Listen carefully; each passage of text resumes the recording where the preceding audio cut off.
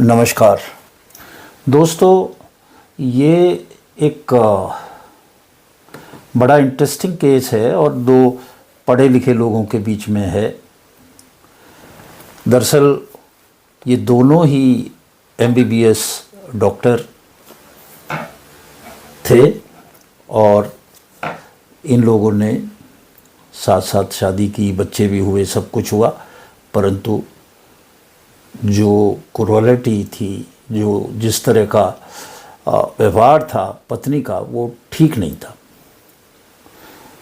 तो इसमें जो पति है उसने सेक्शन 19 में फैमिली कोर्ट्स एक्ट में जो जजमेंट था 11/4/2022 का दिल्ली फैमिली कोर्ट का, उसको चैलेंज किया था।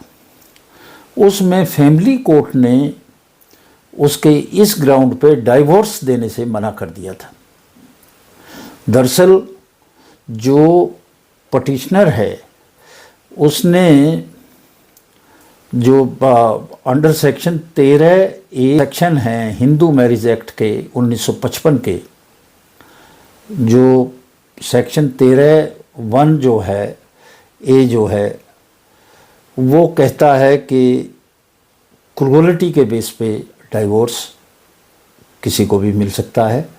और जो दूसरा सेक्शन है वो कहता है कि जो 13(1)(b) है, वो कहता है कि जो डिजर्ट करना है, काफ़ी लंबे अरसे तक छोड़ के रखना है, वो भी एक ग्राउंड डाइवोर्स का होता है। इस ग्राउंड पे इन्होंने फैमिली कोर्ट में अपना पिटीशन डाला था, परंतु फैमिली कोर्ट ने इसको सही नहीं माना और उसके अगेंस्ट ये दिल्ली हाई कोर्ट में आए। और दिल्ली हाई कोर्ट में जो फैमिली कोर्ट का डिसीजन था उसको सही नहीं माना और इनको डाइवोर्स दे दिया। उसने कहा, बेंच ने कहा कि जो प्रतिवादी की पत्नी थी उसने अनिश्चितता का जीवन दिया था। वैवाहिक जीवन में कोई समझौता करने की कोशिश नहीं की, कोई मानसिक शांति नहीं रहने दी और 20 साल तक एक साथ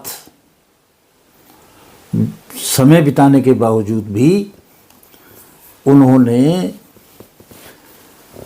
तलाक के लिए मानसिक पीड़ा दी। और उन्होंने कहा कि जो HMA है उसकी सेक्शन 13(1) जो है क्रूरता का जो आधार है वो इसमें बिना ठीक है। जो पत्नी थी वो बिना किसी उचित कारण के अपीलकर्ता को छोड़कर चली जाती थी और लंबे समय तक भी गई। वो 7 बार गई, बार बार जाती रही। तो ये एक डिजर्टेशन का, परित्याग का आधार भी है। तो दोनों बातें सही मानी, क्रूरलिटी भी मानी, क्रूरता भी मानी पति के खिलाफ और परित्याग भी। दोनों डॉक्टर थे। 1992 में दोनों ने हिंदू रीति रिवाज के अनुसार शादी की थी। उनसे 94 में एक बेटी भी हुई, एक बेटा भी है। और बेटी तो अब जो है MBBS के एडमिशन के लिए एंट्रेंस टेस्ट की तैयारी भी कर रही थी।